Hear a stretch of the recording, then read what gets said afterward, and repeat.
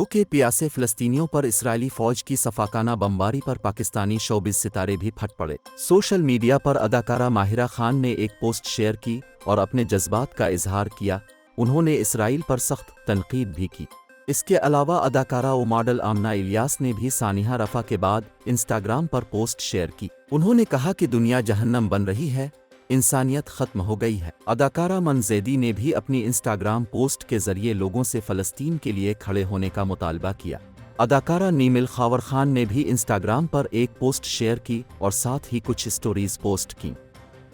نیمل نے اپنی پوسٹ میں کہا کہ اللہ مدد فرما، رفح کے لوگوں کے لیے میں خود کو بے بس محسوس کر رہی ہوں، ساتھ ہی غم و غصے کی کیفیت ہے۔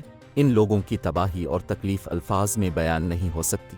دوسری جانب گلوکار عمیر جسوال، اداکارہ و ماڈل نادیہ حسین، اداکار علی رحمان اور اداکارہ عائشہ عمر کی جانب سے بھی رفح کی صورتحال پر شدید دکھ کا اظہار کیا گیا۔ اس سے قبل بالی ووڈ شخصیات نے بھی رفح پر ہونے والے ظلم و ستم کے خلاف آواز اٹھائی تھی۔